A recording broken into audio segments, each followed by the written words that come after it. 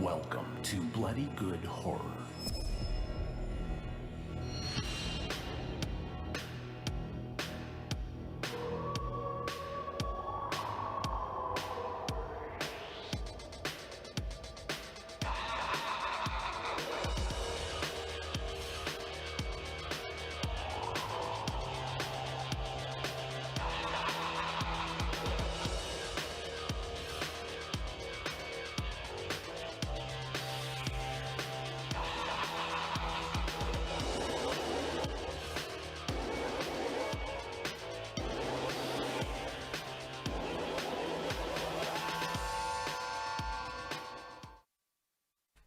Hello, everybody, and welcome to another exciting episode of Bloody Good Horror. My name's Eric, and I'll be your host for this evening, where we will be reviewing Spree. No, not the delicious 90s candy, but the movie starring Steve from Stranger Things and David Arquette as himself. We'll get to that briefly here soon. First up, joining me tonight from Hotlanta, Georgia, please welcome Cece to the show. What's up? Cece, my only goal in life is to get you to dance during the intro song of this podcast just once. Well, I hope you die an unhappy man. Cool. That felt good. Next up on the show from Indiana, please welcome Casey.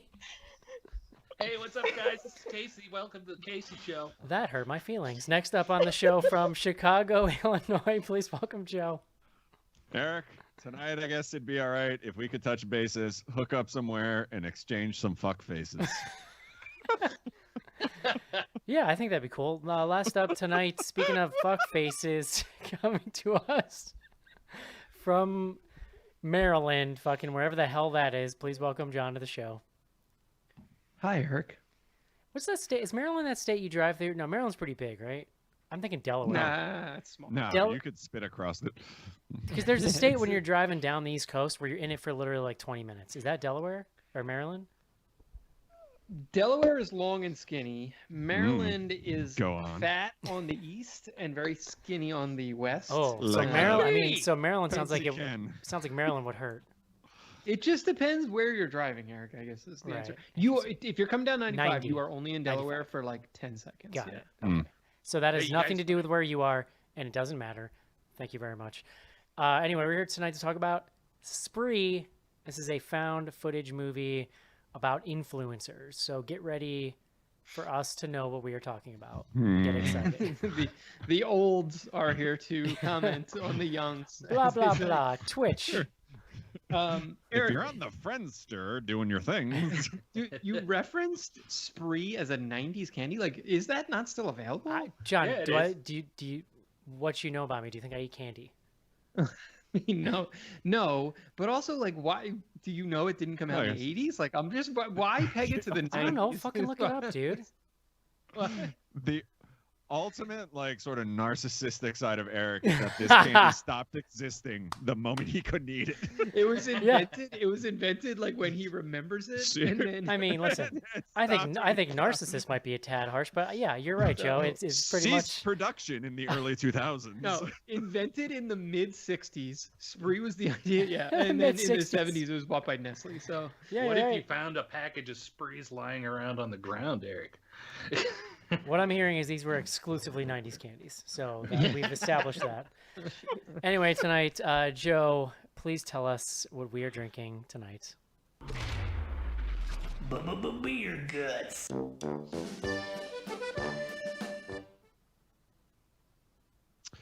Yeah. So Spree, a movie about kids and their TikToks and their Insta tweets and whatever the hell else they're doing.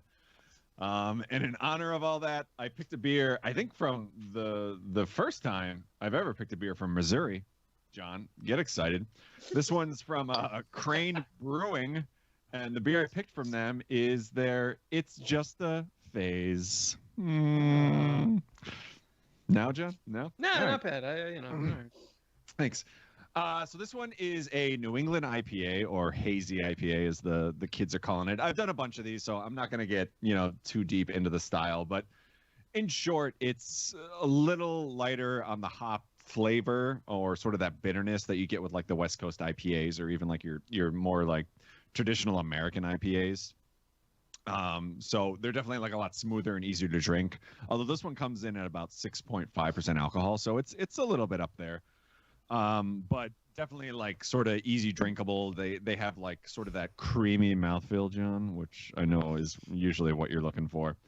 It's actually the top of my list of beer creamy qualities. Yeah. creamy. You know what? It was What's funny. the because mouthfeel? Creamy. We joked about it, but they do show a clip of this kid vaping, and he talks about the mouth. Yeah, the he does mouth talk about of the mouthfeel. vape, right? Yeah. So I was giddy about that. But anyway, so this is actually I had this beer while I was on our RV trip, and I've never had anything from them before, but I really enjoyed it and wish that we got their stuff out my way. But I think they're readily available, in Missouri and other states. I think I found it in Iowa, actually, picked up a 6-pack. So it was really good. I'd love to try some of their other stuff. So, hopefully you can get your hands on it, or, some of their other beers that they put out. Cranebrewing.com is their website. And I'm a bottle of wine deep. So that's the best you're going to get it at this point. Great. And in Wonderful. spirit of this movie, we should take a moment to tell Crane Brewing that Joe's happy to promote their brand on his Instagram. He's got 5 followers. Absolutely. One time, Joe had like a fruity sour beer in Boston that was named after Spree, and it tasted like Spree. I actually was looking up because I remember like Microphone, which is a brewery near me, had done some beers with Spree, but I don't think I've actually had it. Yeah, I don't know if it was in there so much as they just like, hey, this tastes like Spree. That was unclear to me, but yeah. But as we all know, they stopped making beer in 2015 when I stopped drinking. So It's not making Spree, and it's becoming harder and harder for me to try new beers. I know, when since they stopped making production. it all. Yeah. It's tough. Who can say?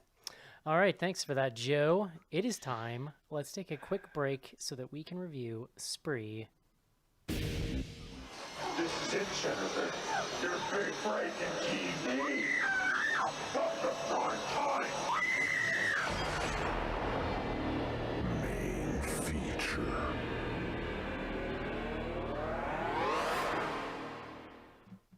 John Schnars. Eric. Would like to point out you're still looking slightly ruddy this week. Mm. A little better Ruddy. though.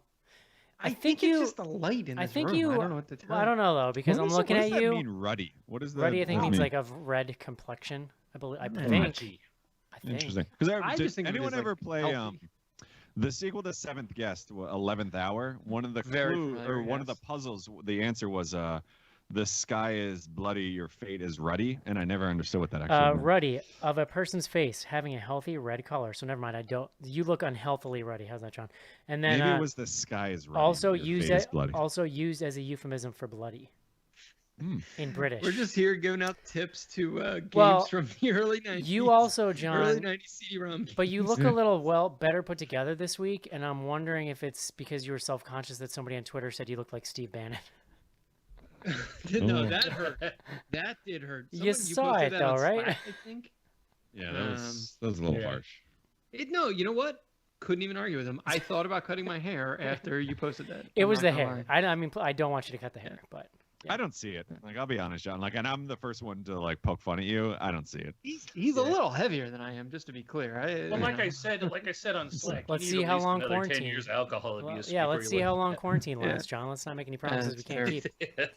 He's got to be dead, right? Like, he's No, like, he's still I'm alive. No, he just got indicted. He's Yeah. in prison. no, I'm sure. No, like, I think he's he's- still alive, but like, he's got to be like on his way out. like reanimated. God willing. Like, Yeah. Reanimated. Yeah, he looks like he's living hard. That's for sure. So. Yeah. Well, I mean, he's a fucking piece of trash. No doubt. No doubt. John Schnars, Yeah, Eric. please bring us the word of the day.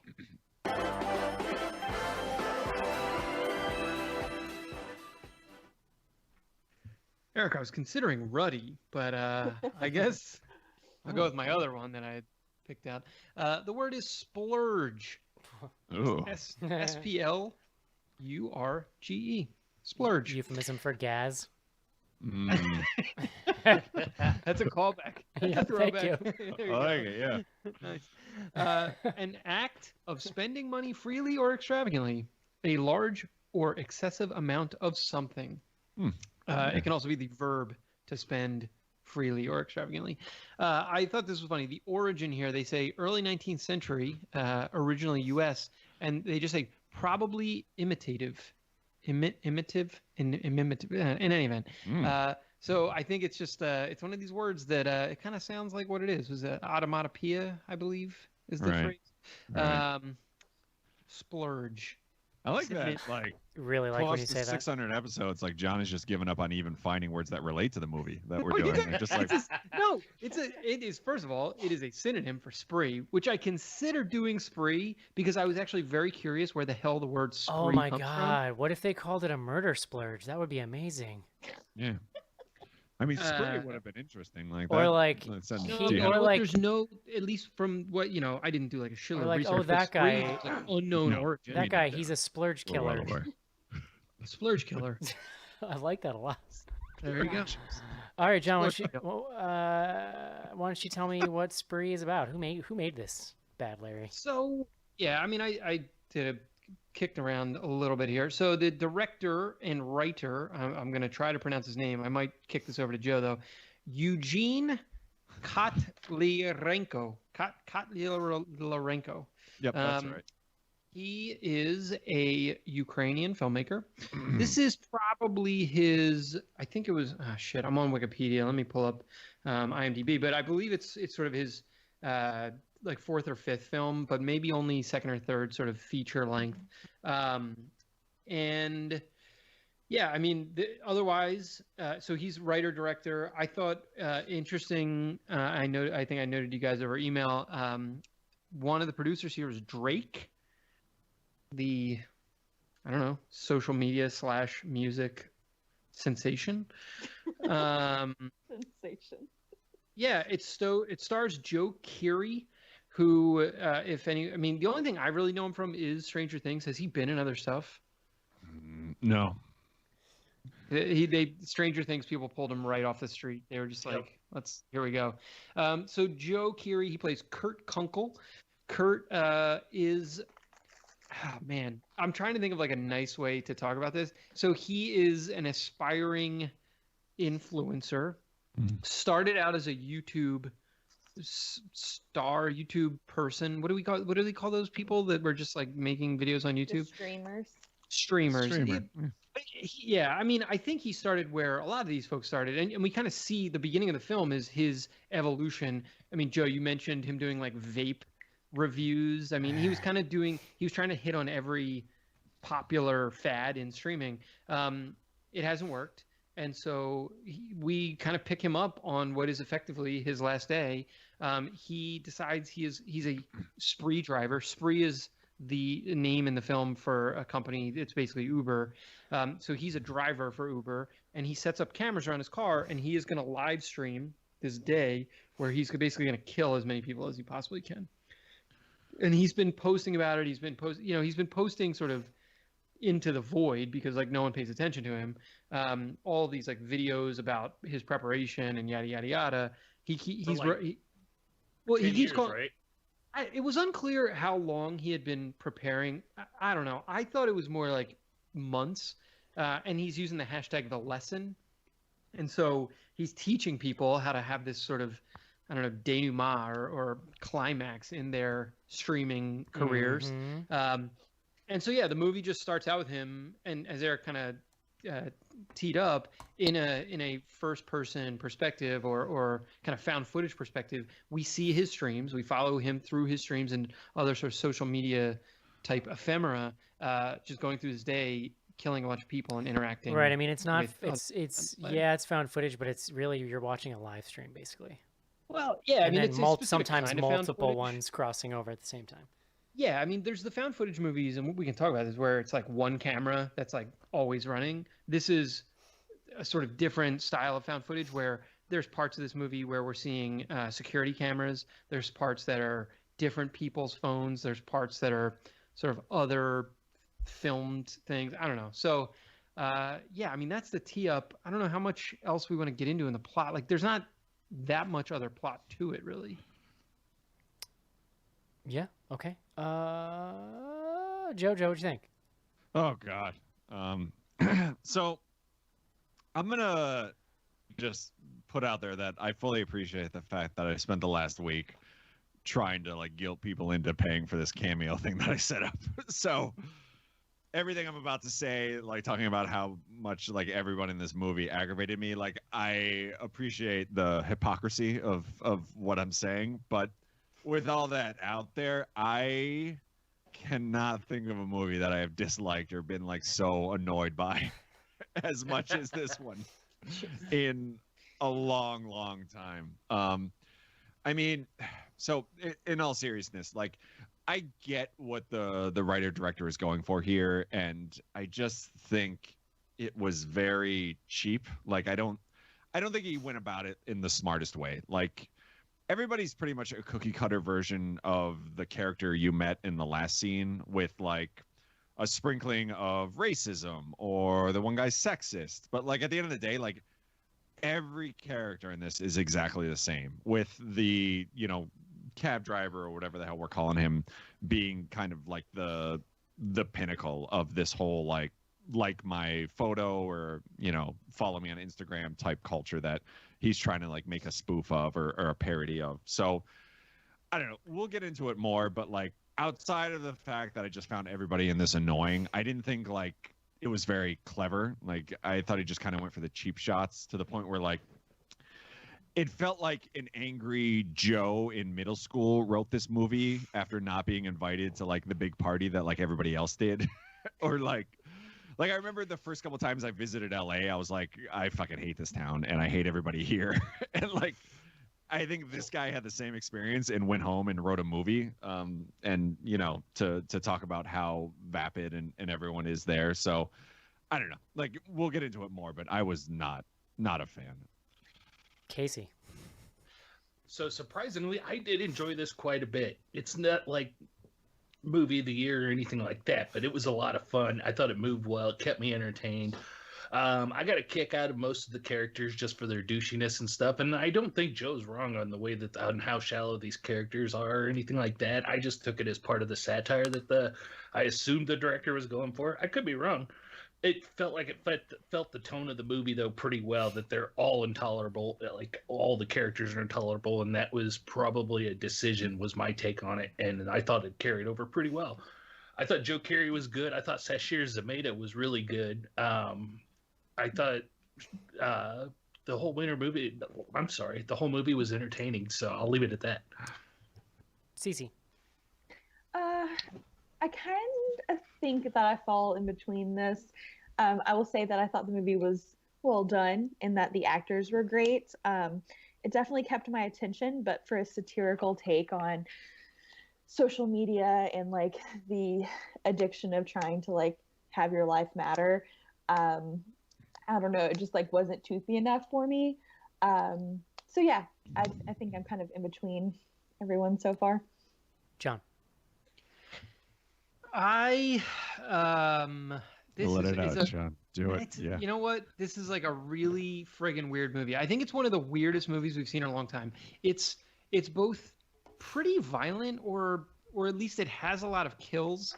I think if anything, I would have probably preferred for it to go harder at the sort of like to have more teeth in it, if that makes sense. Like I didn't need to see violence for violence sakes, but what he's going for here and the character that we're asked to follow is truly like a kind of off his rocker, demented character. And he does it a little bit of half-ass. Like most of the kills are actually people drinking poisoned water bottles. So he's because he's an Uber driver, he has these water bottles. I guess. By the way, never drinking water in an Uber again. Yeah. I don't know. I mean, Yeah, it's like like, I had the same before. conversation. Now that this guy's put out the... I drink the- them all the time. Of course you do. But It's white privilege, John. okay. Yeah, I don't know. Like, I think that the movie actually has a lot to say. It's a message film, and I guess for me, the message is actually, or I think potentially the message is less about social media and the ills of social media, although that's like explicitly what's being said. I think there's a little bit of an undercurrent here of, I'll call it like old media versus new media, right? So like people who make movies, I think hold streamers in a lot of disdain because they're competing, right? They're competing products. And so like people watching Twitch takes away from people going to the theater. I mean, this is like a real thing. I can see that. Yeah, I got you there. No, and I think they have a low appreciation, a low they have a low opinion of some of this content. Look, and I have a low opinion of some of this content. So in a lot of ways, like there was like there was a little bit of a catnip element to the for me at least. But I don't know. I think for me, ultimately, I was like there for the message, and I was fine with where this went. But I think the movie doesn't quite hold up. The script is a little uneven, and the point I was making about sort of how aggressive it goes after that satire, how much teeth are in it. It's listed as a black comedy, and to me, the movie just wasn't funny enough. Like I didn't laugh that many times. I did. I thought it was pretty funny. Yeah, I don't know. So I guess I landed. It just takes a little while. Like it ramps up into the funny a little bit. Like you kind of don't realize in the beginning what tone it's going for until it starts kind of like ramping up towards the end of the first act. But he's so over the top out of the gate that like I knew you're not supposed to necessarily take it seriously. Although it felt real. Like it felt like a if you get rid of the murder, even the douchiest stuff in this movie feels like real. Like there's someone out there that is just like this and probably has a huge following or whatever. I really enjoy this movie. I think it is the interesting part of the satire to me is like, and I think the important point is that this isn't just about a streaming thing. It's that like to young people, like this is what celebrity is now. So it's not just that there's people that are like this, but it's that like these are the people specifically that kids are looking up to. And so like you said it in LA, I think because it's the epicenter of that kind of like vapid culture, but it's really that culture is influencing kids all across the world. So I think it's a much larger story than just LA, although I get what Joe's saying about obviously this guy's like some problems with LA, but so do I, dude. Like I just like nothing in this movie. The LA part was that no, I mean, and honestly, it seemed pretty fucking spot on to me. Like, but so this is what I like though. This is what I love about the satire and the main character specifically. And if there's a thing, I do agree that sometimes like you gotta just be willing to go wherever this thing goes with tone wise, because it does go a little back and forth sometimes. And you also have to be willing to. Like, there are no likable characters in this movie. I don't think so. Like, they try to redeem the comedian character, and she's like the least worst person, but she's still obsessed with all this social media stuff just as much as everybody else is. It just looks different, right? And then she is the one person that gets, obviously, I mean, you don't want her killed. That's not what I'm saying. But, like, and she is the one person who gets a kind of redemptive moment. But we don't spend the movie with her. We spend the movie with him. And what I like about him as a character, and I feel like this has kind of become even clearer for me, like after like having a little time away from it, is that he is a cipher fully. Like he is a non-existent character, but the reason why is this guy's trying to show basically that like when all you do is care about likes and views and validation from other people, you actually just have no personality. Like you literally, your world and personality is entirely dictated by what other people say and think about you. And that's what we see on display with this guy throughout the entire movie. And it's really kind of fascinating. Like, literally, you see this at several points in the movie, right? There's points where a normal character would be stopping and having a moment where they're like, what's my morals here? How do I feel about this? And instead, every time that happens, he's either reaching out to this friend of his on the chat, or he's getting someone else, other comment from the chat. Who's the only person watching his videos, by the way. Or one of the only people, but like, that's the sort of weird, interesting thing that you don't see in most movies. Like this guy makes no decisions for himself throughout the entire movie. And so in that way, he becomes a cipher for all the worst inclinations of what this culture does. And that's kind of how the movie is becoming a satire by just showing you the worst possible over the top outcome of what it means when you have no inner morals or inner thoughts, you know what I mean? Aside from just external validation. And I feel like that's at the core, like what this movie is about, is taking that out to the extreme. I do think it's trying to juggle a lot, but I don't know. I really enjoyed it. To me, the weaker parts are like kind of with the comedian, because even though I like her and I like her bits, the way that they're trying to show that like, oh, people know her as a social media person, that felt a little weird to me. Like, that's not necessarily what people would care about with a comedian, is like how much she posts on social media. Like, and I get it's just over the top, but whereas what the kid is doing makes more sense to me, because that he's just doing things that exist in streaming. Like he's just living what a lot of streamers live, but to an extreme to like a movie extreme degree, I guess. But I really enjoyed it. It is, you just have to, if you're at all like really hate this kind of thing to begin with, you can't watch this movie. Like it is Well, fucking. that's where the hard. That was like the Yeah. hard part for It's me. tough to get past like how obnoxious all these characters are. Like I totally appreciate that. Like last time I was watching it as Leslie, I kept saying like I appreciate what this guy's doing, but I fucking hate everyone. See, and I loved Stranger Things. Steve, whatever the hell that guy's name is, Joe Keery. Joe Keery. He's yeah. almost Kurt like Russell. he's like a baby version of Mark Duplass in Creep, kind of like that's kind of the vibe he's going for, and it ramps up as the movie's going on. And he's actually to me, I mean, that's a good comparison. Yeah. he's actually to me got a really legit scary moment towards the end of the movie when he's got the comedian in the car and she slowly starts realizing who he is, and he's just fully off the rails at that point. And so it actually even for me hit a little bit of like some creepy moments with that guy. But The he's just scariest part is sort even of though what you described, which Yeah. is like that he has no personality. I mean, yeah, he's just vacant. He's just a vacant this is vessel. in some ways like I'll say this as like a compliment to the film. Like it is reminiscent of a lot of other psychopath films. I mean, so like Taxi Driver. Not even psychopath films. Like this shit's happened in real life. Like, Well, Yeah. sure. so I mean, I'm just saying. Like, I appreciate that it's very relevant and timely. Well, but the portrayal, I guess I mean where Joe Keery's coming from and like Yeah. who like it is. I'm not saying he's friggin' De Niro, but it's Taxi Driver. Have you guys ever seen this movie Man Bites Dog? Yes. No, I've heard of it. Yeah. though. So it's actually, I looked it up right before. It's streaming on HBO right now. It's available on HBO if you have that. But that's an incredible movie that is actually really, really similar. Are you Except trying it's to influence me to get HBO, John? I mean, yeah. I gotta like code. Tell Hey me, guys, John, what welcome- other great hits are available on Don't forget to HBO hit Go right now? subscribe. Hey guys, welcome back to No, my but- channel. I've just been checking out this HBO app. It's pretty sick. No, but like that movie is about a documentary film crew that's following around a serial killer, and like this is like the modern version of that, where you don't have a documentary film crew anymore. It's Now yourself. you just have a serial Yeah, killer. that's a good point. And you are yourself bringing that, like you're so. I don't know. Like to me, this movie actually does modernize a lot of those tropes and things that we've seen in other films. And look, like I think I said it over the email, but I think this movie does a really good job with all the technology stuff because this movie could have fell on its face really, really hard if all that didn't work out. But to me, they did at least a very passable job Yeah. on Well, the user interfaces and like the way the comments flowed and were integrated into the film. there's a couple It was tricks. very believable. There's Like a couple. the, Yeah. Go ahead.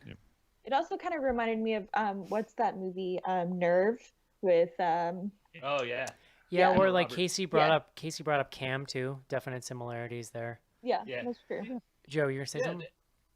No. I was just kind of agreeing with John. Like I think the technology and like the way like everything was presented, even though they were kind of using fake names like Spree as their Uber and whatever, like it felt like at certain points like you were literally just watching somebody's feed. Like it was Yeah. production wise, like I thought it was great, and I did enjoy Joe Keery, or that's his Keery? name, I right? think it's Like, Keery.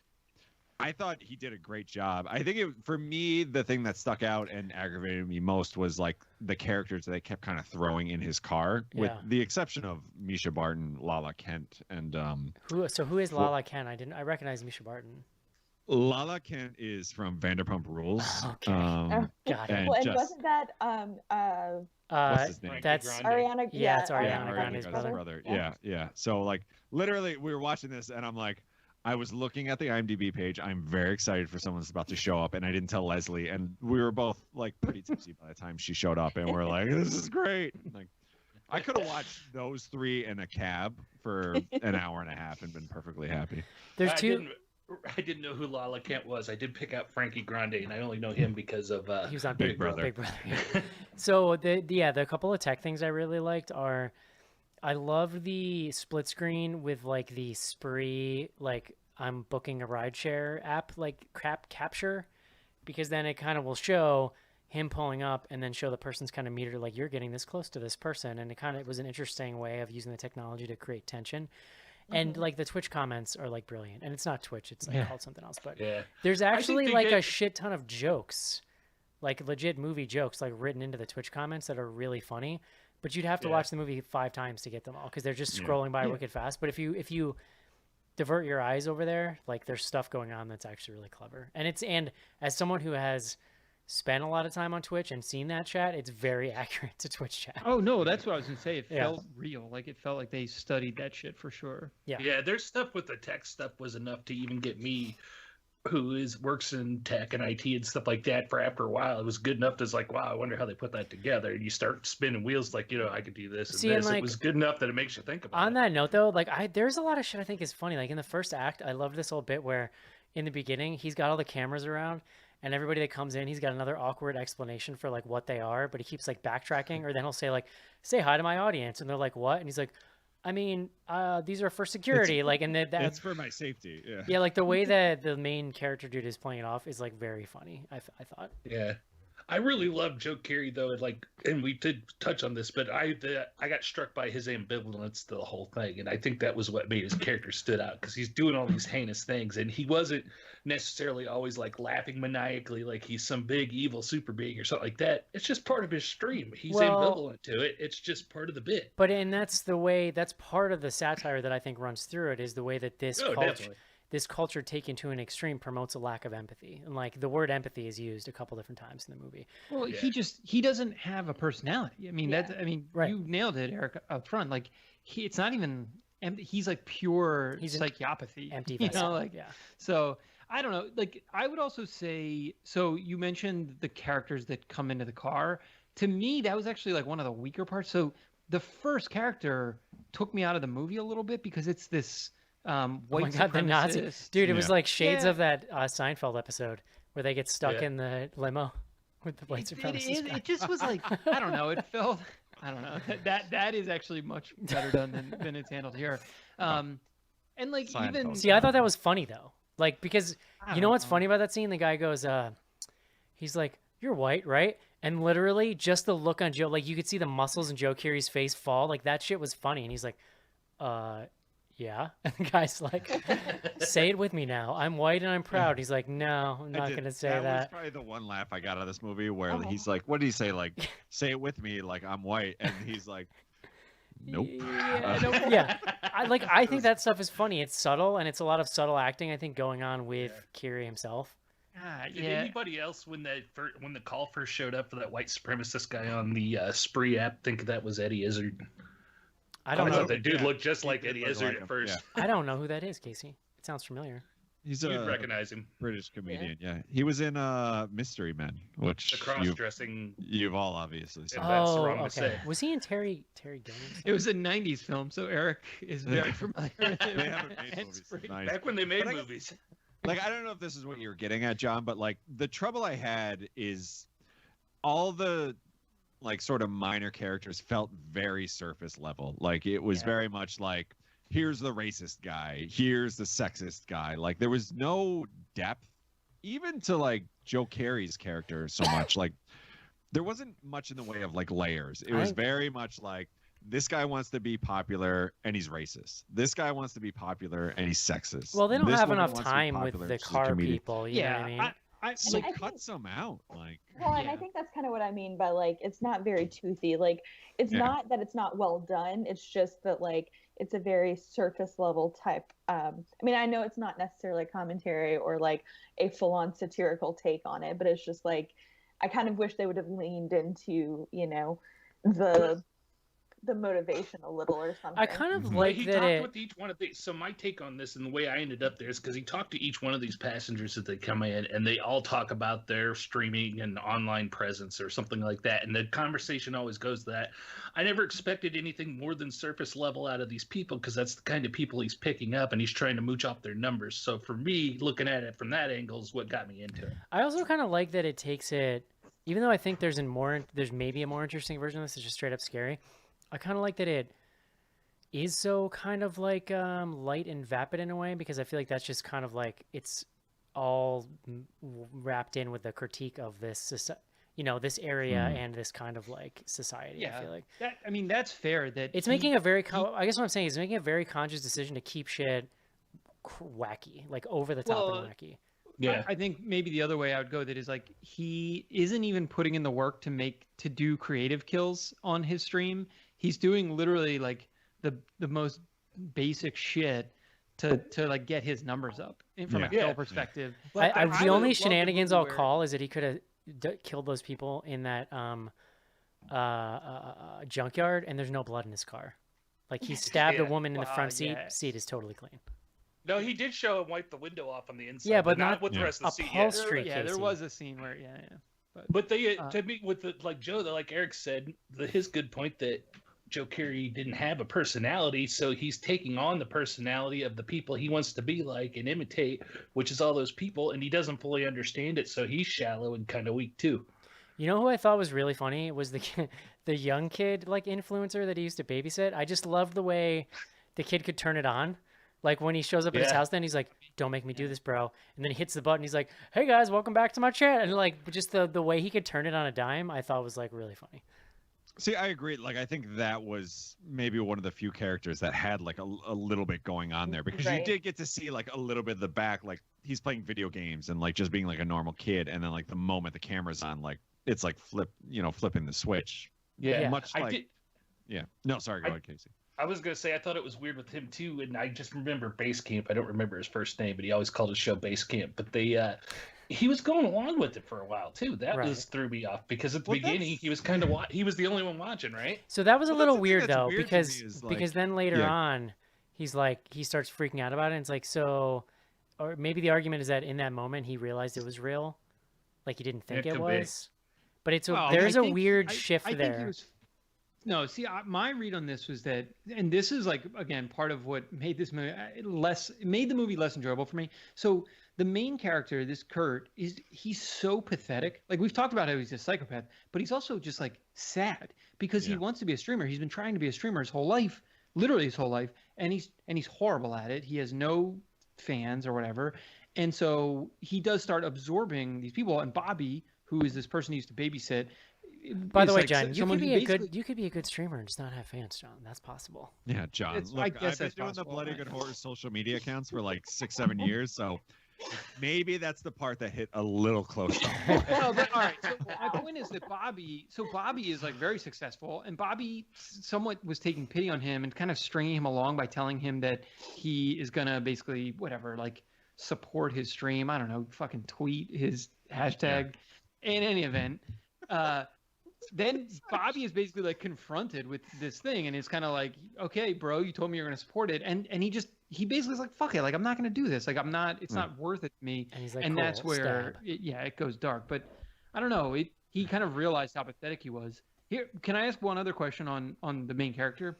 There's a couple times where it is said to him directly that he's basically like of diminished mental capacity. Like, did that, like, that was another thing to me that was like, I don't know, it was a little weird. Like, is he supposed to be some like smart serial killer, or is he just kind of like, a dum-dum who's He's not that smart, because he killed that real estate lady, and then he left her real estate sign propped up on top of the gas station garbage can.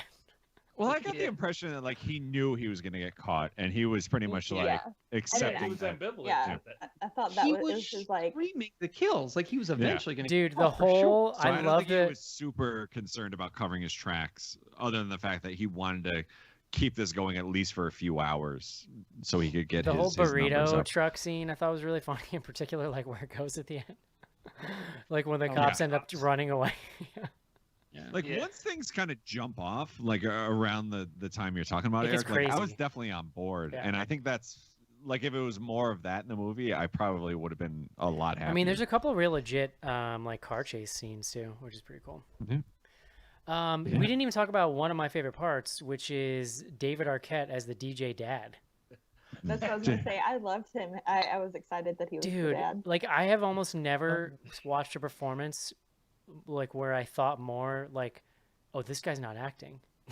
Like, is this what David Arquette is like? He goes to his house. Never more have I wanted to see Courtney Cox just stroll on screen and come out and as like the character of his mom. Like that's all I wanted. And I would have given this movie a thumbs up, honestly, if like Courtney Cox had popped up at the end. No, he is so good in this. Like really funny in this movie. No, I think David Arquette was perfect. Yeah. Yeah. He's not in it that much, but I agree. He said something. He said something when they're in the strip club. It took me a while to figure out he was a real DJ, because I thought he was just, hey, I'm trying to be cool too. I want to be a DJ. Then he shows up, he's actually playing a set. But he's a DJ at like a strip club that has no people. Well, in there it. was Like, something. That's still further than his son got. There was Well, something yeah, said. Adventure. There was something said in the strip club. I wish I could remember what it was. Some line David Arquette had that was really fucking funny. I can't remember what it was, but that whole scene was pretty good. Oh, well, the thing that actually made me laugh was they walk in and the son is like, this place is kind of depressing, right? And David Arquette's Yes. like, yeah, there's no like girls on the poles yet, but don't worry, like they'll be like later. It's like, no, that's not what Dude, we that need, was buddy." it. That was it. Nice. Very nice. Yeah, it's I like stuff. the way I would describe this movie as, like, it's kind of grating at times, like, because you're just being confronted with really unlikable personalities for 90 minutes. I feel like if you can get through that and kind of appreciate especially Joe Keery's performance, like, there's a lot to enjoy here. Like, for me, he pulls me through a lot of it. And then the random David Arquette appearances, because he's just like that dude. Joe, he's got fucking crazy eyes. That guy, like, he looks batshit insane in general, and he's really leaning into it here. And I don't know, I really enjoyed the performance. I always liked him in Stranger Things. I thought he was really good. So Yeah. you know. Yeah, except like Yeah. I never understood how they cast him as a jock. That never made sense. Like, He's not really a he- jock. no, He's like the heartthrob though, right? No, I in only the watched first season, John, he's 'cause on the that show's basketball- He's awful, kind of but- a dork. he's on the basketball Yeah. team in the first season, and he's like trying to pretend like he knows how to play it just doesn't. No, I know you're right. In the first season, they did kind of have the jock, but that goes away. Like in the It's like in the and third. second season, they bring in the heavy metal kid who's also good at basketball, and it's like, did you know heavy metal kids in high school? Joe knew them. I was them. Yeah, right. Yeah, I would. How many of them were on the basketball team, Joe?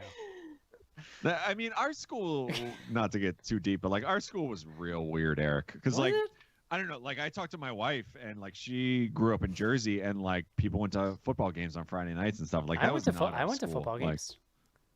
yeah, but like I went to the football games when I was high and had no place else to go. Like I didn't go to like root on All my right. team. No, Like, no. You went to hang out. wandering around the street. was a You know, Wow, it was a social exercise, I'm so Joe. high. Did you guys not have dances after all your home games? I What? never went to one dance. I don't know if you did, Eric. Yeah, I those- did. I did not go to proms, but I did go to a couple dances. Yeah. Really? Yeah, I- we'd have dances after every home game all through high school. It was Friday night for like 2 hours after the game in the What? cafeteria. Let's put it this way, Joe. There had Yeah. to be a specific reason why I was going to a dance. Yeah, because you were high and you had no place else to go. That's living the Steve life, is what I like to call it. What's that? Stranger Things, Steve. Isn't that I his really name? dug that. Yes, it's I kind of want to dig into this more with Joe, if I'm being honest. I don't like, and this wasn't like the obvious joke is like I didn't get asked to the dance or whatever, but like I don't think anybody went to the dances. Like Friday night, No, like, we would people go did. like smoke weed in the woods and drink. Like I mean, I can't speak about like later high school. I mean, I'm sure I went Yeah. to like a homecoming dance or The something. dance is canceled for lack of interest. What I do remember about Sort the of what I do remember about We the smoked weed in the woods Yeah, after the yeah. dance. what I do remember about the football games is that like the stands were all parents, and then they're like out off in the dark, like in the field next to the field, like, is where all the le- students the were. far end. And Like- like you had to have that walk of shame when you were like super high, like past all the parents of like, all right, I just gotta get over here. I just gotta get over here. Right. Weed. Fascinating. I kind of want to talk to Leslie about her high school I feel experience like- now. Kurt Kunkel could have used some of that. Oh my God, probably. that last Yeah, name. I think that's what was missing in his Yeah. life. But he Kunkel. lives in LA. Like, why wasn't he? Like, it's legal there. Like, come on, Yeah. Kurt. Yeah, well, his dad was a junkie though at one point, so maybe Yeah. he was Yeah, scared so off maybe of he's it. got issues. Yeah, that's true. All right, let's not make it depressing.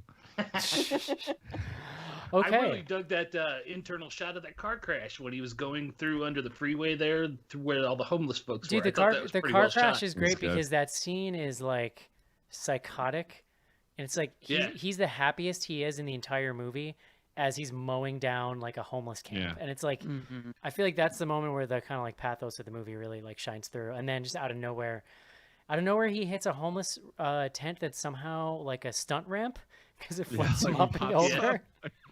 I'll say like the most agonizing part of this was towards the end where the comedian has kind of escaped, but he's going to like mow her down with the car, but he's not going to do it unless the camera is filming him. So like he starts to drive, the camera falls, he has to set it back up. He starts to do it again, it falls. It was agonizing. It was like, holy shit, like, because he's trying to do like his murder thing, but like you realize like he refuses to do it unless like it's actually on camera, and Yeah. you know, he just does not really actually care about if he gets caught, if he gets Yeah. away or whatever. Like he just It's like cares. he doesn't care about the murders, you know? Yeah. He I wants did them like likes. like in that thought scene where that he's was being really well he's being done. chased by the cops and he's driving the wrong way down the highway and he's eating the burrito that he just bought for the Yeah, Those DJ that are he Anita's killed. fries. I Right. bet that burrito was fucking delicious. Yeah, Like, or it's whatever the that best. was looked delicious. But yeah, like Yeah. yeah, I don't know, that whole like driving flipping sequence is probably one of the best moments of the movie to me. And there's a lot of, to what you're saying, Joe, there's a lot of great visual gags with the camera, just the camera falling down or like he's rolling the window up or down so your perspective is shifting. I think they put a shit ton of thought into just visually how you were going to experience this movie. Mm-hmm. Yeah. Yeah, it was. Was there a significance to the crystal from his mom that he went back to get and was hanging from his rearview mirror? Other He than kinda that's just pointed like it a, out. other than I feel like and that's just he like a also woo took woo. it into the second car. You notice, like He when did, they switch and he cars? gets stabbed in the eye with it later. Mm. Oh. The didn't notice that. comedian grabs it and stabs him in the eye or stabs him. I didn't catch Um, that one.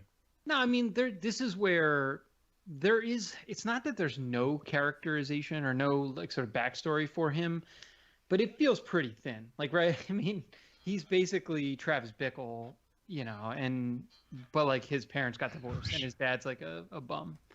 I wish you'd stop comparing this movie to Taxi Driver, John. Like one of the Yeah, I best mean, movies even- ever made. Even I'm like, okay, sure, John. But like that's what they're going for. I mean, I agree. Like it doesn't hold up like favorably, but that's definitely sort of the play. Yeah. Yeah. Just I don't know. All right. I'm sorry. All right, Spree. Would you recommend, Joe? No, I'm sure Taxi Cab Confessions is available on HBO Go. John, you can confirm. So Yeah. just watch that. If you want to see a bunch of ugly people tell gross sex stories, check out Taxi Cab Confessions. Like I'm gonna look and see if it's available. I actually will be surprised. Oh, I'm if it sure it's is. still there. I'm sure. Not to jump way. back, but like to me, that like I kept thinking about that show, and like obviously that's as real as whatever that is, and it's like that's what people do when they get into cabs. They don't immediately sit down and be like, "Hey, you're white, right?" Like it was so like on the nose. But Joe, do you remember like our experience in the Uber at the 10-year? Like you, Yeah, like that we was had awesome. two Uber drivers. I don't think either one of them were white. And like you immediately started getting like crazy racial, like putting yourself down for being white or something. Like you were What? Yeah, no. you kept saying Actually, I'm it's sorry. 'cause You were I'm white, calling isn't it? Schnars a racist both drives like the entire You way. did do that. That was fair. Fair, like- It's John. So, and I only remember that in one of the drives. The first one, I think it was mostly just a Limp Bizkit conversation for That about was a 40 lot of minutes. it too. I Just for the remember record, that girl driving us home with their hand over her mouth. Oh my laughing God. The entire way Yeah. back. Taxi Cab Confessions is not on HBO Max. Oh, that's a shame. Oh. What about Hookers at Yeah. the Point? Is that? What is hookers at the point? Do you remember that one? No. Here we meet Candy. Wow. Stripping at the What? Hookers at the Point. I'm gonna I'll look, this- but I don't think it's available.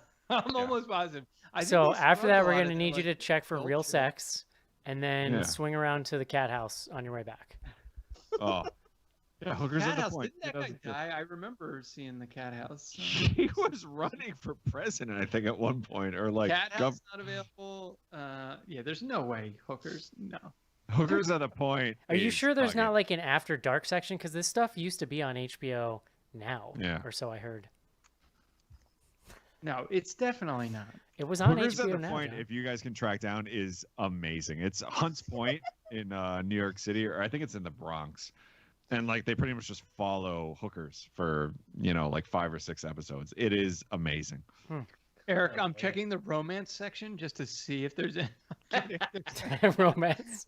It's not in there. I'm telling Listen, I saw a lot of that real sex show. None of that was romance, John. Let me tell you that right now. Ugh. you. No. I, I have I feel sto- like we could Google. We could, I we could have read some this. stories about shit I saw on real sex when I was in like 7th grade that messed me up. Real sex was always like you'd be up at like 3 a.m. on a Friday night and be like, all right, yeah, we're gonna see boobs. Yeah. And then you watch it and be like, these are real people boobs. I don't want to see this. Yeah. So, Oh Lord. Okay. Um, Where the hell were we? Cece, would you recommend this? I'm like when I recommend real sex or the Either. hookers? What are we? Either or. Either one, really. Yeah. I probably would not recommend Spree. No. Casey. I would. It was fun. John. I'm gonna go no. I'm gonna say yes, but I think it depends on your sensitivity to the subject matter. Let's say that with a caveat. Joe, I'm gonna need my top 10 list on the other side here, buddy. Just giving you a hands up. No, you don't. Don't worry about it. Joe, that's not part of the deal. All right, guys, let's take a quick break and do some fan mail. They were resting in peace until they were rudely interrupted. What do you want to do, Scud? Get on the gravestone? I just want to party. This place is a mess. Now look who's awake. They're on the way.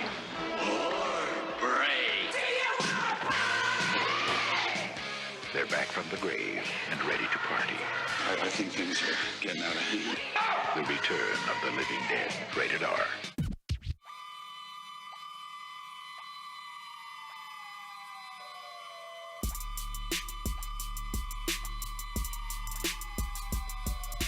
Hey, this is Brian O'Halloran, and you might know me from such films as Clerks, Clerks 2, Brutal Massacre.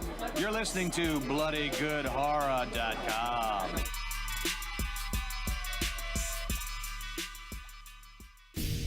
Discover the...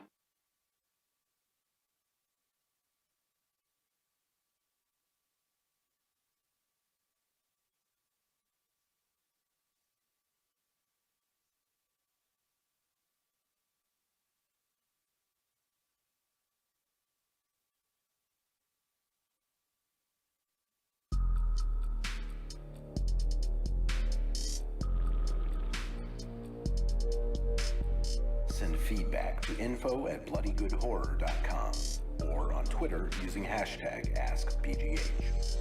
Join Patreon to get back episodes and much more. Patreon.com/bloodygoodhorror.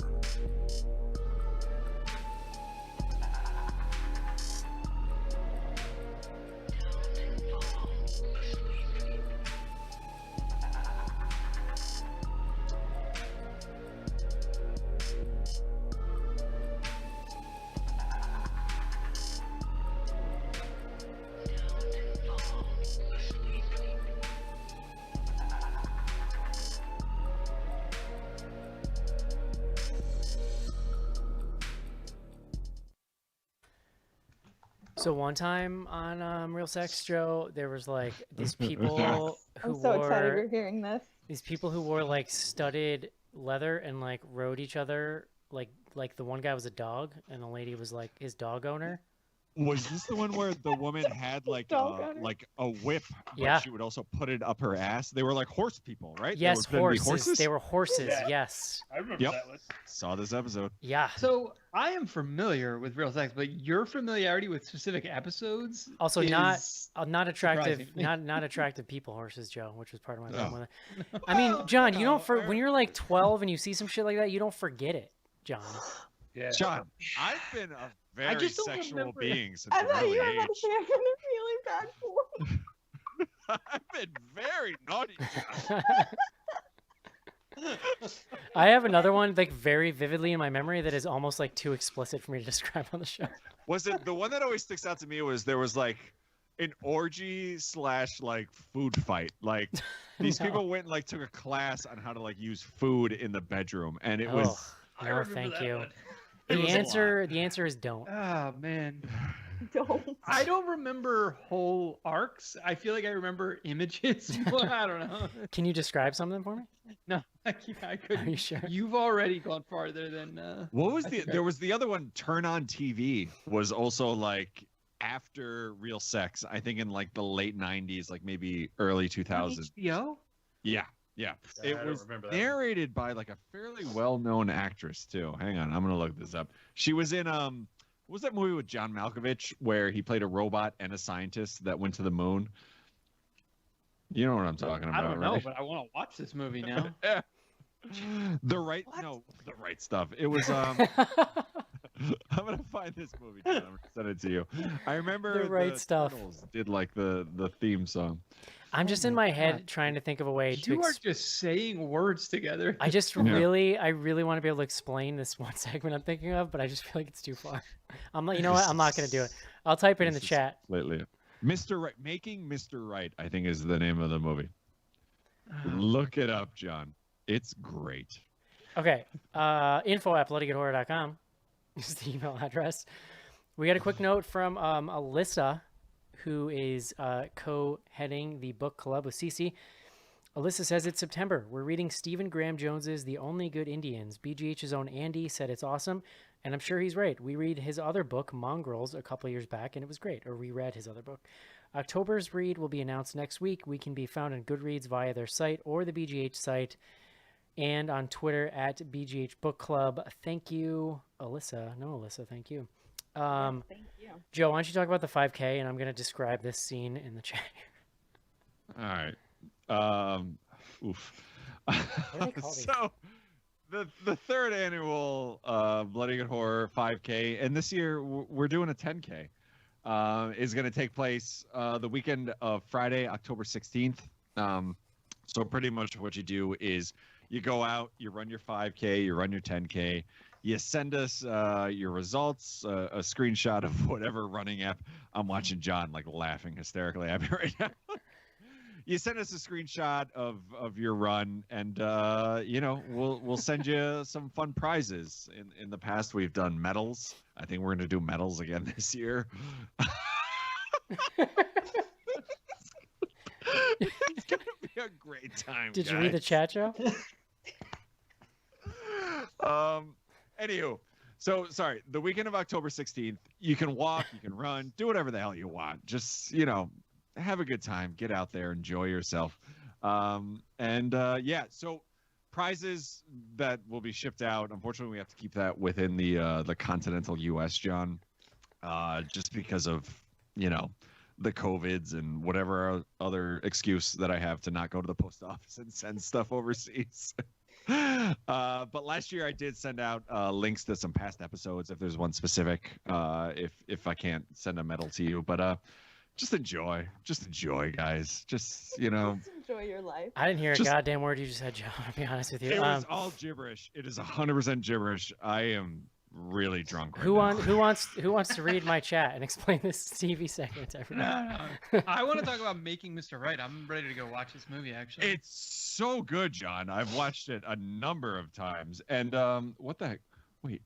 It looks super weird, which I'm So here for. The whole idea is that I think it takes place in the 60s, and they're pretty much trying to build a robot that they can send into outer space. So pretty much replace astronauts with robots. So there's like no danger if they lose them or whatever. But Malkovich plays the robot and the scientist. Malkovich plays the robot and the scientist, and there's like a love affair with the sort of project manager on this whole experiment. It's very well done, John. Yeah, it's who's the lady from The Hunger?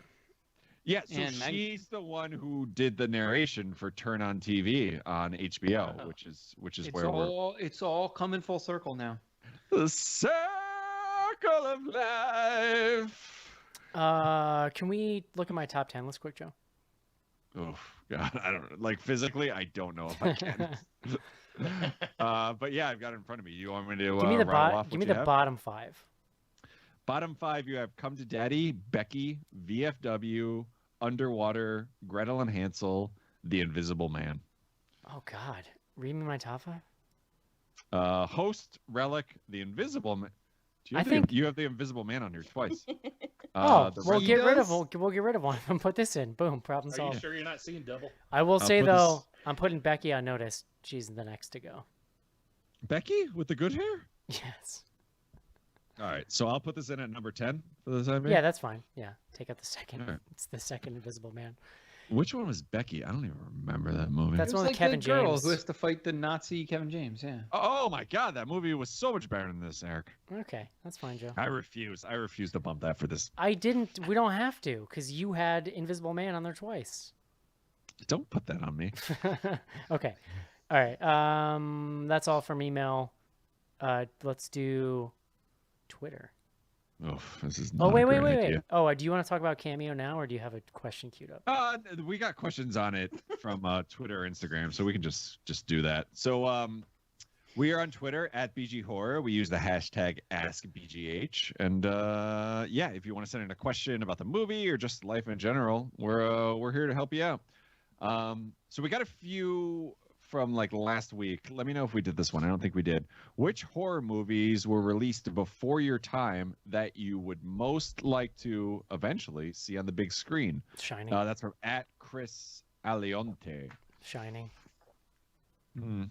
I think I've seen The Shining on the big screen. Mine would cool. be The Thing, which I definitely am not. The Thing would be dope. Yeah, The Thing's a good one. The Exorcist, I would fuck with. I've never seen a Jaws screening on the big screen. Jaws would be I was cool. about to say, like, my our local drive-in, which is about like 25 minutes from us, does spooky movies every Halloween or like in October, and I got to see Halloween at the drive-in. I did. Yeah, I did a couple years ago. It was cool. Halloween and then Jaws also, and like it was awesome. So I've kind of seen in what one I night. Jaws is kind of a long ass movie to follow up that's all of Halloween them. with. No, like Oh, okay. on separate weekends. Yeah. Okay. All right. Next up from Lord Sharkington. So I figured it out. You shower and you clean your top first, then you sit down and rinse your legs up.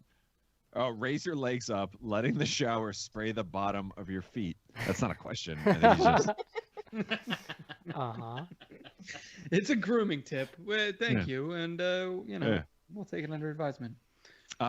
Next up from our very, very good friend Erica. That's at Cheesy Whiz. She says, I use the hashtag, which I appreciate that. The discussion at the top made me concerned, I think, from our last episode. Are you folks taking multivitamins? Vitamin D is important, and you all eat very poorly. Speak for these other people. I eat very well, and I take a multivitamin and vitamin D every day. I take extra vitamin D. Yeah. I take vitamin take a D. prenatal, so I'm having to. I'm also high risk, so I'm eating very well right now. Thank you. When I can eat. I stopped taking multivitamins because I watched that show Adam Ruins Everything, and he pretty much said like they do nothing for you. But I do take vitamin D because I'm in the Midwest and there's zero sun here. No, they say anybody who lives in the the northern part of the country should be taking vitamin D every day. Yeah. Yep. Especially in the winter. It does help. Next up from our buddy Skizbot, egg salad sandwich, yay or nay? Hell yeah. Yeah, absolutely. Hell yeah. Very occasional, I'll say. Can I answer that way? It's not great for you, but... Oh, listen, anything that allows me to eat more mayo than I normally would at lunch, Ew. fucking sign me up. No, thank you. Did you ever, Eric? Like, you'd never put that amount of mayo on like a turkey sandwich because you'd feel bad about yourself. No. But it's an excuse to just be like, yeah, half a cup of mayo. Let's do this. That's the same thing with like chicken salad, right? Exactly. Yeah. Do you remember there was this place in Schenectady, Eric, and it closed, unfortunately, but it was, I forget the name of the place, but they made these things called the Sanduche, and it was a sandwich, but they would take an entire Italian loaf of bread and make sandwiches out of them. And when I worked in Schenectady for a year after I graduated college, I would go there and get like a turkey sanducci. And I remember the gentleman who I reported into had his issues. And he asked me a couple times to see if they would make him an egg salad sandwich one. And I remember seeing it on the menu. That's and obscene. being like, yeah, no, I refused. I'm like, I see it on the menu. I know you guys will do it. I'm going to lie to this guy and say, no, they will not. Like, would you didn't want to kill him. Yeah, you didn't want to yeah, I'm like, you didn't want no. that on your head. Talk to me about this, Joe. Would you add any apple. extra ingredients to an egg salad, Joe? And not egg salad, no. I think Tuna I fish. I think I do. we had this conversation I think I could do last time. lettuce because the thing about egg salad is it's just mush. So like, it helps to add in crunchy things. So like maybe a little bit of lettuce, or I might even go pickles, or like tomatoes or sorry. something. I thought you meant. I'm in the saying like actual egg I'm salad, saying but, like, would you put anything else in the sandwich? Oh, if I was making a sandwich, yeah, I'd absolutely. I've go done lettuce. cheese Why before, but tomato, too? honestly, cheese just kind of gets lost in the mix. I feel like. Yeah, there's no reason for any of that. I 100% agree. Next up from at Fusilitoro. Now I want egg salad. What movie creature has stuck with you? Frankenstein. Fluffy from Creepshow. The monster or kind of weird thing from Splinter. Yeah. Oh. Ooh. Yeah, how about, We were just talking on Slack today about the skeleton bear from Annihilation. Oh yeah, that's a good one too. Yeah. I really got nothing. I love the creature from the Black Lagoon. Like that's the one that like I always go back to. Okay, Grandpa. I loved when the movie started having sound. Next up from Erie, Arizona. We all have horror movie tropes and cliches we hate, but what are some tropes and cliches you actually love and appreciate? Ooh. I like That's a when the thinker. picture frame kind of falls off the wall in the ghost movie. Nah. I know that's like Eric's least favorite of all time. I always liked Sam Raimi's Deadite cam. Mm. I don't know that that's Okay. necessarily a horror trope. That's more of a Sam Raimi trope. Yeah, I you like feel the I POV? feel like other filmmakers have adopted that. You That's know? true. Like it's basically the monster cam, like monster POV. It's hard to think of. Yeah. It's hard to think of ones that I like on the without a warning. Like, I know they're cheap and they're an easy out, but like, jump scares will always get me. If Like, they're- I feel if like they're done even well, in yeah. like the shittiest movie, like we've talked about this a lot with like the Paranormal Activity ones, right? Like, even the worst ones, a jump scare will still get you. Yeah. Like, Well, it's- anytime someone is staring into like a dark room and Yeah. you're looking at the screen being like, "What's in this fucking room?" or Yeah. the woods or any, yeah, that shit's always terrifying. Yeah. Next up from our buddy Nuke Spook. I don't think I have liked anyone less than all the characters in this movie. Wow. As for a question, conditioner, how does it work? They can't see you. I don't use it. I don't use conditioner. I mean, Cece can't see him. not that I would have to, but Oh. in my hair No, days, he was acknowledging you all. I Is never. Kyle there? Turn off that Yeah. goddamn background. Yeah, we have your background. We can't see anything. That's I was trying to be. I don't want to see your fucking art school project. I want to see Kyle. Here, hold on. there he is. I can only see your legs. Hey, buddy. Where's Cliff? I Nice wanna see stems, him. Kyle. They- Wow, look at the Joe calisthenics. asked where Cliff was. He says that he and Cliff share the Norwegian black metal musical taste. No, Yeah. he said he's got a new love, is what he said. Yeah. Oh, like that excuse me. one- Excuse me. No, he says he's gonna leave you for Cliff. That episode on like whatever the fuck pedal they were talking about, like really, it caused some issues. All right, here we go. Next up from Hover Female, formerly Nyla Dallinger. Asked me, I don't really have a question, but wanted to thank you again for putting Joe on the cameo. It was a hoot and definitely one of those gifts that keeps on giving. No, it's not, but thank you. No, it's I'm amazing. still really, really waiting for someone to ask you to break up with their significant other. For them. God. So we kind of talked about it when we got into tweets, but so I for months, just because like I always get these emails from Cameo because I've actually bought a couple in the past as like kind of goof gifts. I get these emails saying like so and so from podcast whatever is on there. I'm like, why the fuck shouldn't we be on there? So I've been applying for a while, and finally a week ago I got a text. Like how you're continuing to say "we" when you talk about this. Yeah. Hey, no, it's Joe's thing. It's totally fine. Yeah. He's, you know. So, like, finally, about a week ago, I got a text saying, like, hey, this is so-and-so from Cameo. Here's your info to set up your account and blah, blah, blah. So I set it up. We've only gotten 2 responses, but, like, honestly, it is my favorite thing in the world. So, like, just spend $5 and let me do this for you. Just give Joe validation, okay? Cameo.com/BG Horror. And, like, so it was really nice. Lori sent one in asking to have one created for her birthday. We got one today where a guy, and it was amazing. Like I went on for like 6 minutes, asked me to compare the Blair Witch Project to the 3 Blair Witch movies. Just overall amazing. So did you do the research though? Like, did you watch? Oh, Blair I've Witch, no, or I've familiar? John, we've both seen I'm it. I gonna think. get fired from my job because I was Googling all this on my work computer. The one thing I remember, I saw the Blair Witch Project once, and the one thing I remember from it is that it's all set in the middle of the day, just so that like they didn't have to pay for lights, I guess. Yeah, Well, the funny thing, and I actually talked about this on the thing, was that I actually watched this movie and started writing a review, and my computer crashed, and I could not get it to restart. and I refused to take it anywhere to be fixed because I was so nervous that they were gonna like boot it back up, and the first thing that comes up is a review for the Bare Wench. So, right, like not only did you watch it, Yeah. not only did you watch it, but for some reason you're reviewing it. It was that real sex guy that Eric was talking about. The people dealing with his computer.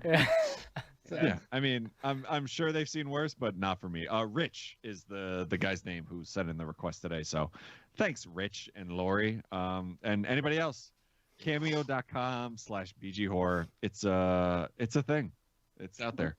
I will say, Joe, you're prolific in terms of length of Cameo. So for the money, it's like super high value.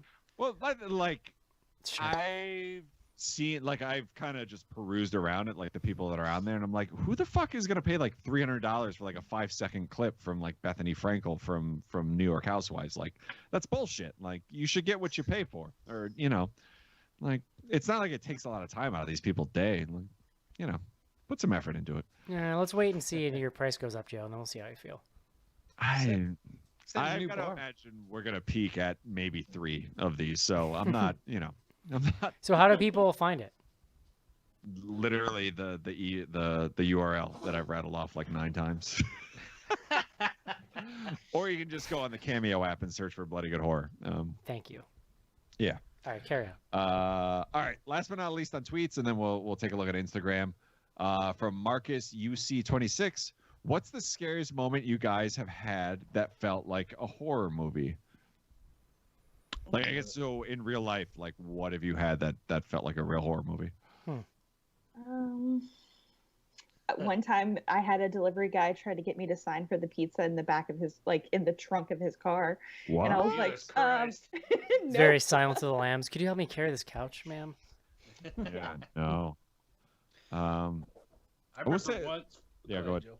No. I remember once Colleen and I were dating. Is before we got married. We were at my parents' house, and we were parked up by the garage. To the left of my mom's, you can see straight back into the woods behind the house. This is the same woods I've talked about in the past. When I was a kid, I swore Bigfoot lived in.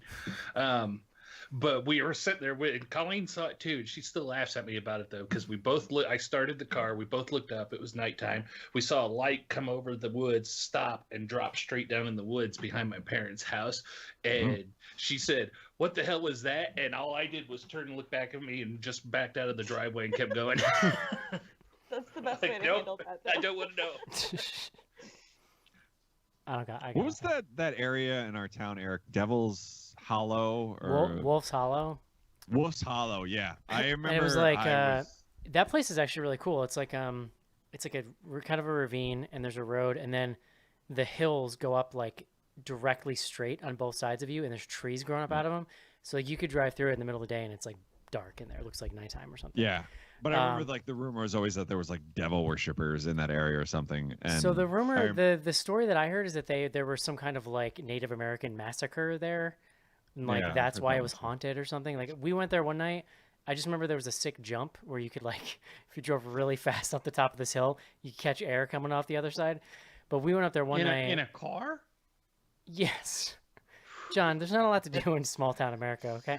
Yeah, John. And we weren't driving around fucking Saabs or BMWs like you probably were. We went up there one night, and there was definitely a bunch of kids on acid walking around by themselves dark in the woods, and I was like, that's not a good call, dude. Well, that may have been me, because I was going to say, like, driving through there and, like, being, and, in my own personal headspace was, like, one of the scariest things I've ever. I mean, I was there sober one night, and I remember getting out, we were just being dickheads, but I remember getting out of the car and just going like 3 feet into the woods to pee and being like pretty terrified. Like nothing happened, but it was just there's an energy there. Yeah. Oh, yeah. 100%. Yeah. All right. Should we take a look at the Instagrams? We got one actually about the cameos too. Is it exclusively Joe for sale on Cameo, or can I donate $5 to have Eric read a selected passage from 50 Shades of Grey? No, I'm not. You can. I will do a Cameo, but I will not do that. I will say, like, in theory, sure, but I would rather teach my parents how to program their VCR than try and explain to Eric how to get this thing set up. Joe, I create this show every fucking week. Yeah. Okay, Joe? Sure, yeah, exactly. You know how to do this, but like everything else in the world, like... Okay, I think I could figure it out. Yeah. Next up, one saying, "Have you guys watched Channel Zero?" Ba-da-da-da-da. I'm loving it. I've never heard of this. I don't know if you guys have. It's on Shudder. It's like an anthology show. on Yeah, I've Shudder. heard it's really good. Yeah, I haven't seen it, but I know there was a bunch of folks talking about it on Slack. Is that the one where they were doing like each season was a different creepypasta they were playing off of? I think so. Yes. I think I watched the first one of that. It was pretty solid. Here's one. It's Greenpeace Day. This is from a couple days ago. So, what's the most enviro-friendly spooky movie? My answer was easy. Yeah, go ahead. Poltergeist, Night of the Chicken Dead. Oh my God. Yeah. It's an entire movie about the horrors of industrial food production, John. Pretty much any trauma flick. Wasn't that The Bay? Wasn't that like sort of environmental? The Bay was an environmental. Yep. Yeah, that's a good point. Yeah. My answer was the Human Centipede because there's literally like no waste with what they're eating. Like, Oh, literally Nice. no waste. Good. Yeah. Good. Yeah. Thanks. Here's one. Best moving into a new place tip. Higher movers.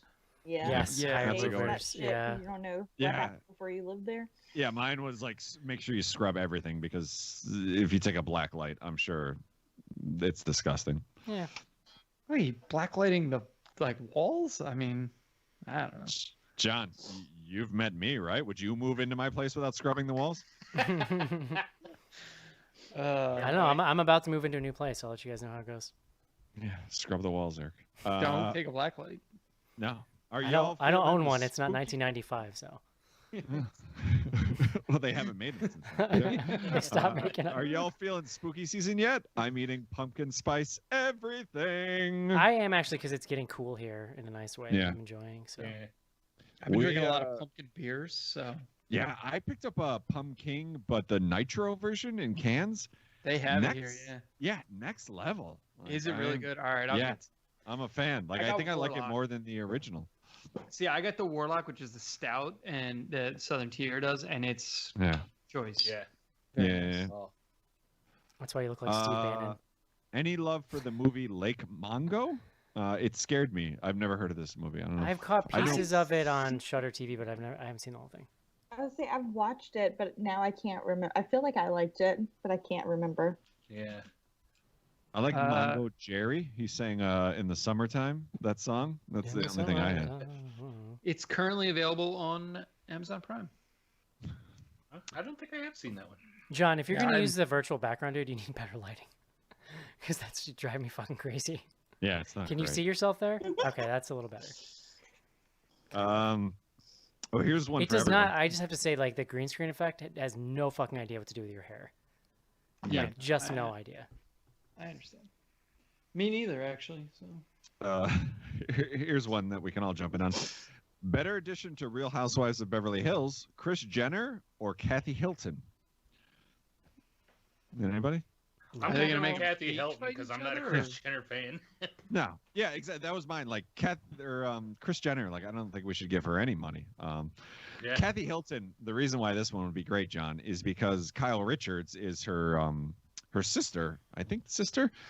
And like watching that dynamic would be a lot of fun, John. Yeah, gotta believe that. Gotta Yeah. Future Islands singles, great record or greatest record?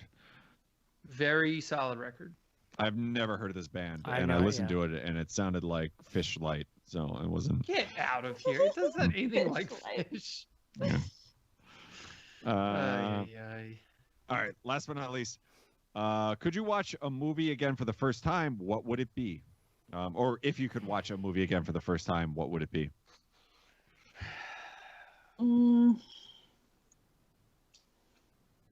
That's a hard one. Yeah, think it over. Annihilation. Think it over. Ooh. Any movie my daughter decides to talk to me through when I sit down to watch it. Or maybe It Follows. Yeah. Like, I'm just thinking of modern ones that I really loved. All right, this is good. We ended on a high note there, guys. All right, let's wrap it up, Erica. Yeah, sure, dude. Info@bloodygoodhorror.com. Don't forget you can get a live stream of the show and access to back episodes, patreon.com/bloodygoodhorror. And Joe's on Cameo. Do with that what you will, or we'll read 50 Shades of Grey or whatever you want. Go to Cameo, search Bloody Good Horror. We don't know what we're doing next week, but we are doing a show, and then I think I'm moving the week after that, so probably rerun there early. Wait, something big comes out this Friday, doesn't it? Is now the time to talk about it? No, I think it is. I think it's 100% the time right now. You know what you'd be saying if I was Joe doing figures this, it right? out, and then... No, let's just keep going. But something big comes out this Friday. Yes, I believe you. Oh, Devil All the Time comes out this Friday on Netflix. I don't know. Maybe. What's that movie I'm thinking of? I kind of just want to know where this goes now. I know. We got a question about it last week. Erica asked us. It is that movie about the slaves, right? During Antebellum. Doesn't that come out this weekend? I think it does. We should try to do that if it does. Yeah, I think it does. Streaming. Word. Okay, well, we might do that if Joe's right, which is questionable. All right, guys, welcome to spooky season. And don't forget about the BGH 5K. Yeah, August 21st, release date, Antebellum. August 21st? It is September, my friend. Nope. Weird. Let's move on. Okay. Hope you guys enjoyed the show. We'll talk to you next week. Later. See ya. Whatever, man. Just whatever. September 18th. Release date September 18th. Confirmed. Did someone else need to say goodbye? Bye-bye. Great job, guys.